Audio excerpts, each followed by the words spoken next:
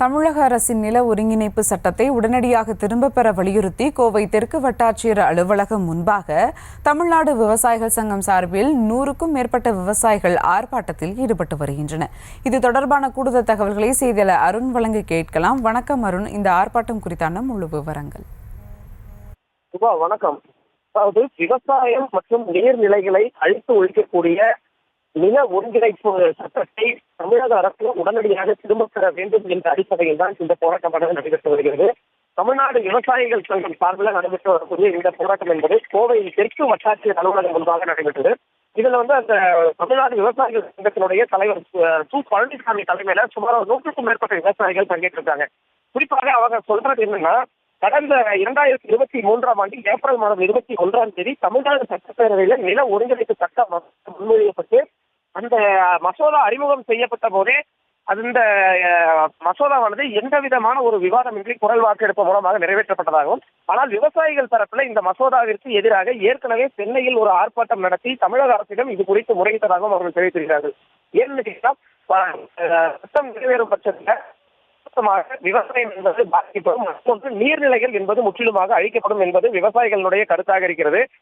இதற்கு காரணம் இந்த பகுதியில அதாவது இந்த நில ஒருங்கிணைப்பு சட்டத்தை நிறைவேற்றும் பட்சத்துல ஏற்கனவே விவசாயிகள் பல்வேறு இன்னல்களுக்கு ஆளாக இருக்கக்கூடிய சூழல்ல இந்த சட்டம் நிறைவேறினால் ஒட்டுமொத்தமாக விவசாயம் என்பது முற்றிலுமாக அழிந்துவிடும். எனவே தமிழக முதலமைச்சர் உரிய நடவடிக்கை எடுத்து இந்த சட்டத்தை உடனடியாக திரும்ப பெற வேண்டும் என்று அவர்கள் வலியுறுத்தியிருக்கிறார்கள்.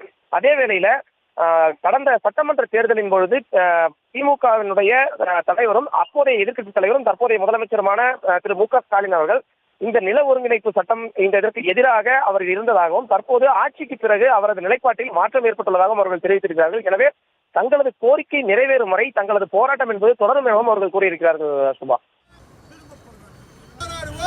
விவசாய சங்க கூட்டமைப்பின் சார்பாக சென்னையில் மிகப்பெரிய கண்டன போராட்டத்தை நடத்தினோம், அரசுக்கும் எடுத்துச் சொன்னோம். ஆனால் செவிடன் காது ஊதிய சங்கு போல் இன்றைக்கு வரைக்கும் அந்த சட்டத்தை திரும்ப பெறவில்லை.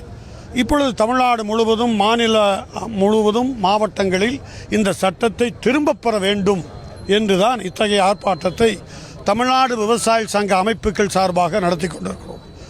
தமிழ்நாடு முதலமைச்சர் சட்டமன்ற தேர்தலுக்கு முன்பு சொன்ன வாக்குறுதி, 1 சென்ட் நிலமாக இருந்தாலும் விவசாயிகள் கருத்து கேட்காமல் அவர்களுடைய உரிமையை பறிக்கிற வேலையை நாங்கள் செய்ய மாட்டோம் என்று தேர்தல் காலங்களில் சொன்னார்.